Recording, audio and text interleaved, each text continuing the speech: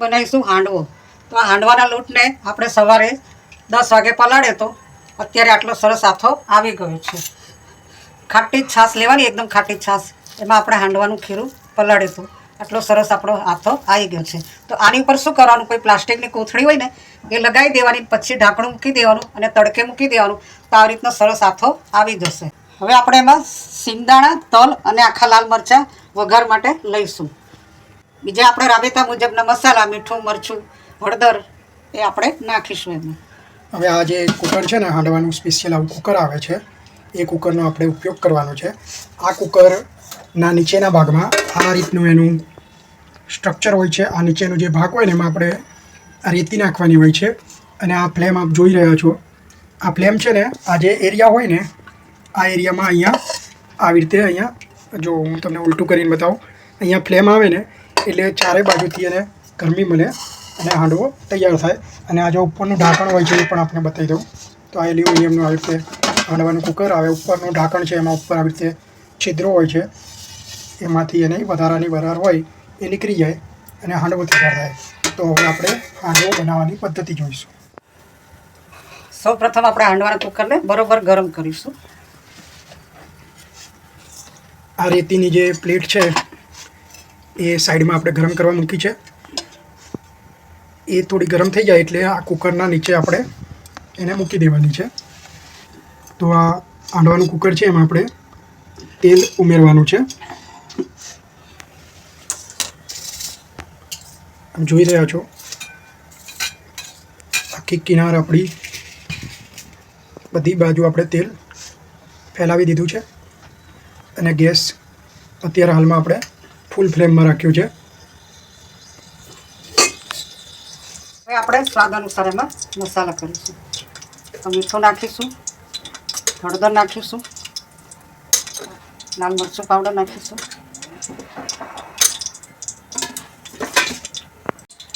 લીલો મસાલો નાખીશું અને આપણે બધું બરોબર હલાવી દઈશું.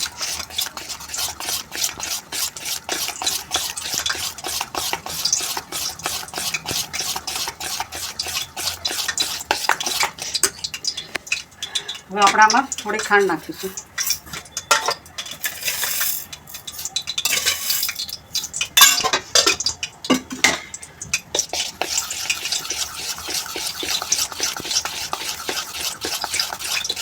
બધું બરાબર મિક્સ કરી અને પછી આપણે કુકરમાં આ ખીરું પાથરવાનું છે. હવે આપણે એમાં થોડો ખારો નાખીશું. થોડુંક ખીરું પાથરવાનું હોય ને એના થોડા ટાઈમ પહેલાં જ ખારો નાખવાનો હોય છે. વઘારમાં રાઈ નાખીશું, હિંગ નાખીશું, આખા લાલ મરચાં નાખીશું વઘારમાં, પછી આપણે તલ નાખીશું, દાણા નાખી દીધા છે આપણે, ચાલો હલાવી નાખ્યો છે. તો હવે આપણે દૂધીની છીણામાં નાખી દઈશું.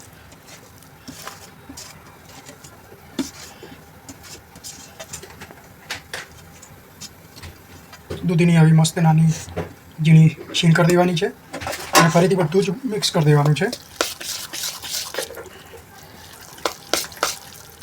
મિક્સ થઈ જાય પછી આપણે ખીરું પાથરી દઈશું. હવે આપણે ખીરું પાથરી દઈશું.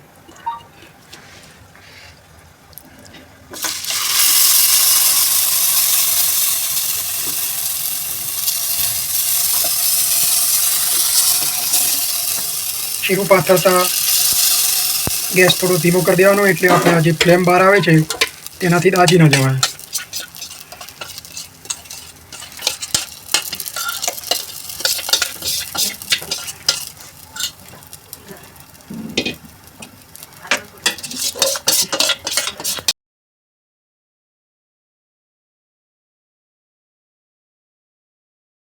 હવે આ જે રેતીવાળો બેજ છે તે આપણે અહીંયા મૂક્યો છે. અને હવે આ જે કુકર છે તેને આપણે આની ઉપર મૂકી દેવાનું છે. તો આ દરમિયાન ખાસ ધ્યાન રાખવાનું છે, ગેસ ધીમો રાખવાનો છે, સેફટી રાખવાની છે. હવે આપણે વઘાર કરવાનું છે આનો, અને એના પછી આને ઢાંકવાનું છે. તો આવું નાના વઘારિયામાં આપણે તેલ ગરમ કરવા મૂકી દીધું છે. એમાં રાઈ નાખવાની છે, થોડી હિંગ નાખવાની છે, કાશ્મીરી લાલ મરચું, કાશ્મીરી લાલ મરચું. તેલ એકદમ ગરમ થઈ જાય એ વખતે નાખવાનું છે. એના પહેલાં આપણે લાલ મરચું છે સૂકું આખું લાલ મરચું. આખું એ ઉમેરવાનું છે વઘાર માટે. તેલ લગભગ થઈ ગયું છે એટલે આપણે હવે એમાં થોડુંક કાશ્મીરી લાલ મરચું નાખી અને આ હાંડવો બનાવ્યો છે, ખીરું નાખ્યું છે, તેનો વઘાર કરીશું.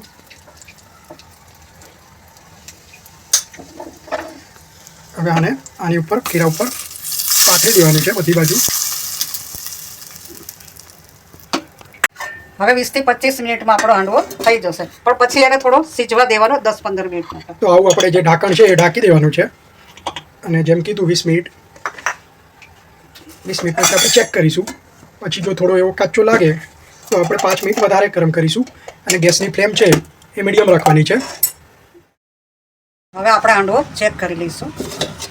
આપણે ચમચી અથવા તો છરી નાખીને જોઈ લેવાનું, ચોટે નહીં તો સમજવાનું કે આપણો હાંડવો થઈ ગયો છે. પરંતુ આને આપણે હજુ 15 મિનિટ ગેસ બંધ કર્યા પછી સીજવા દેવાનું. તો હવે આપણે ગેસ બંધ કરી અને ઢાંકીને 15 મિનિટ રવા દઈશું. હવે આપણે હાંડવો ચેક કરી લઈશું. આપણો હાંડવો તૈયાર છે. આપણો હાંડવો તૈયાર છે.